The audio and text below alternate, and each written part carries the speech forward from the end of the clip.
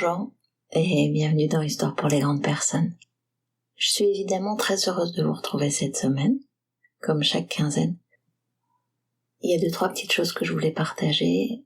D'abord, je voudrais vous dire que vous avez été nombreux à être un peu perdus par le conte Mon Pareil.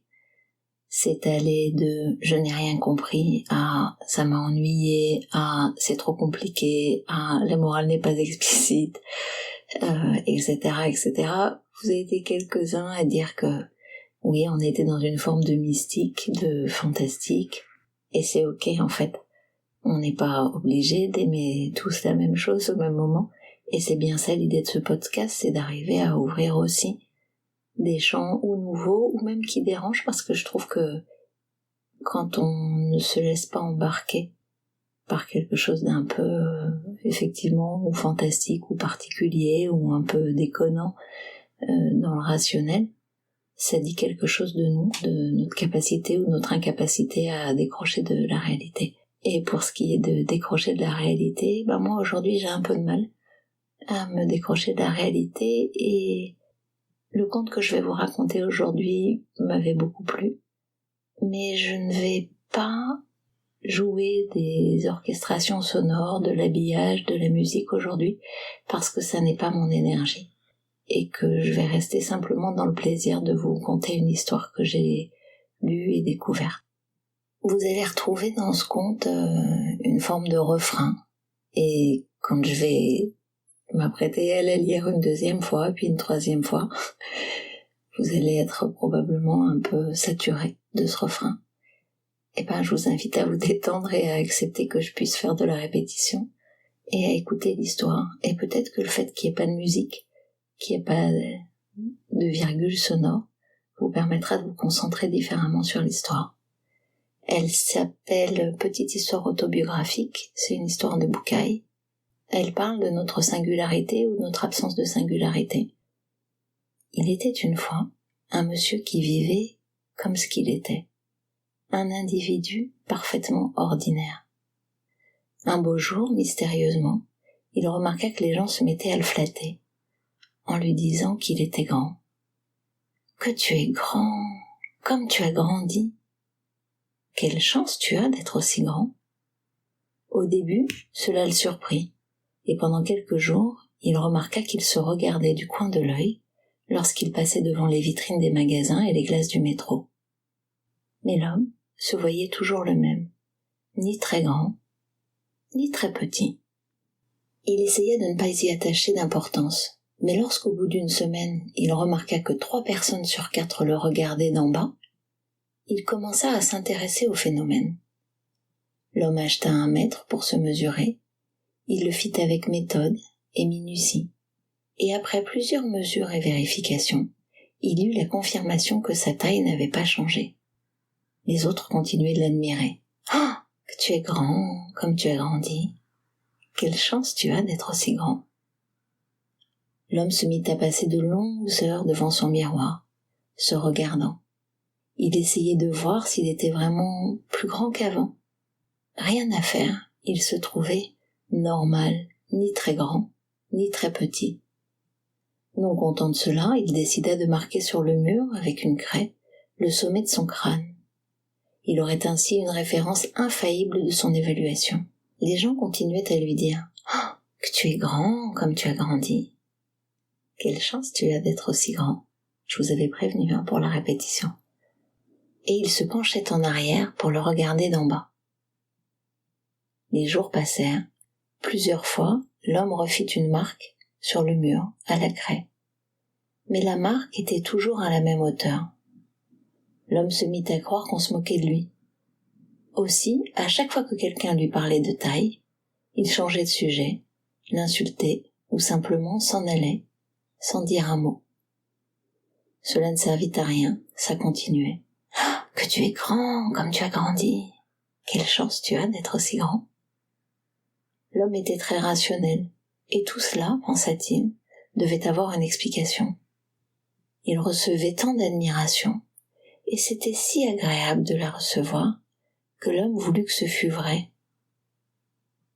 Et un jour, il lui vint à l'idée que peut-être, ses yeux le trompaient.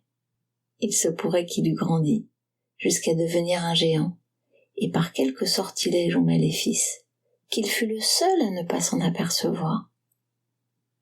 Voilà ce qui devait se passer. Accroché à cette idée, le monsieur commença alors à vivre une époque glorieuse. Il prenait plaisir aux interpellations et aux regards des autres. « Qu'est-ce que tu es grand! Comme tu as grandi !» Vous connaissez la suite.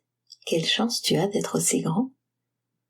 Il avait cessé de sentir ce complexe d'imposteur, qui lui faisait tant de mal. Un jour, arriva le miracle. Il s'arrêta devant le miroir et il lui sembla vraiment qu'il avait grandi. Tout commençait à s'éclaircir.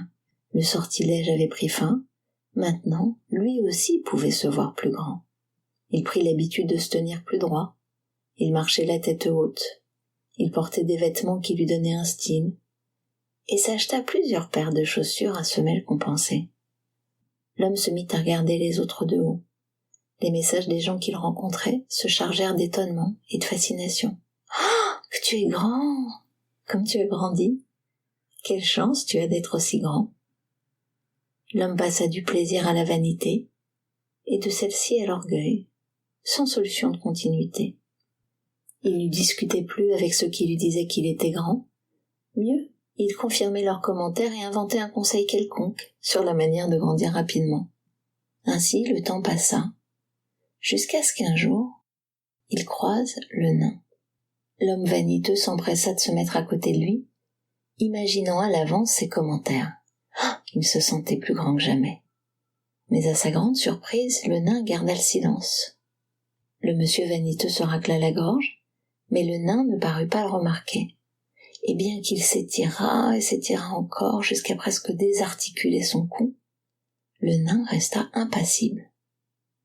À bout de patience, il lui murmura « Mais ma taille ne te surprend-elle donc pas? Ne me vois-tu pas gigantesque ?» Le nain l'examina de haut en bas. Il le regarda encore et dit d'un ton sceptique « Écoutez, depuis ma hauteur, tous les gens sont des géants. Et à vrai dire, d'ici, vous ne me paraissez pas plus géant que les autres. » Le monsieur vaniteux le regarda avec mépris et, comme unique commentaire, il lui cria « Nain ». Il rentra chez lui, courut jusqu'au grand miroir du salon et se plaça devant lui. Il ne se vit pas aussi grand que ce matin-là. Il se plaça près des marques sur le mur, il délimita avec une craie sa taille, et la marque se superposa à toutes les précédentes. Il prit le mètre et, tremblant, se mesura, confirmant ce qu'il savait déjà. Il n'avait pas grandi d'1 millimètre. Il n'avait jamais grandi d'1 millimètre. Pour la première fois depuis longtemps, il se vit de nouveau comme un individu, parmi tant d'autres, semblable à tous les autres. De nouveau, il se sentit à sa taille, ni grand, ni petit. Qu'allait-il faire maintenant quand il rencontrerait les autres? Il savait à présent qu'il n'était pas plus grand qu'eux. Le monsieur pleura. Il se mit au lit et pensa qu'il ne sortirait plus jamais de chez lui. Il était très honteux de sa vraie taille. Il regarda par la fenêtre et vit les habitants de son quartier marcher devant sa maison. Ils paraissaient tous si grands. Effrayé, il se précipita de nouveau devant le miroir du salon. Cette fois, pour vérifier qu'il n'avait pas rapetissé. Non, il lui sembla qu'il avait toujours la même taille. Et alors il comprit. Chacun voit les autres le regarder d'en haut ou d'en bas. Chacun voit les grands ou les petits, d'après sa propre situation dans le monde, d'après ses limites, d'après ses habitudes, d'après ses désirs, d'après ses besoins. L'homme sourit, puis sortit dans la rue. Il se sentait si léger qu'il flottait presque sur le trottoir. Le monsieur rencontra des centaines de personnes, qui le virent comme un géant, et quelques autres qui le virent insignifiant. Mais aucun d'eux ne parvint à l'inquiéter. Il savait maintenant qu'il était un parmi tant d'autres. Un parmi tant d'autres, comme tout le monde. Évidemment, j'aurais envie de vous inviter à questionner pour vous la façon dont dont le regard des autres vous situe, vous oblige, vous contraint, et parfois, et c'est le cas pour moi quand vous me faites des retours sur ces histoires, et parfois vous fait grandir, vous fait plaisir, vous flatte, vous gâte, ou vous honore, et j'aurais aussi envie de vous inviter à être doux et gentil pour vous-même.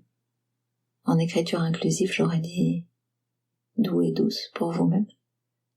Je vous remercie d'avoir écouté cet épisode de Histoire pour les grandes personnes. Abonnez-vous sur Spotify, abonnez-vous sur Apple Podcast, abonnez-vous sur Google Podcast, partout où vous voulez.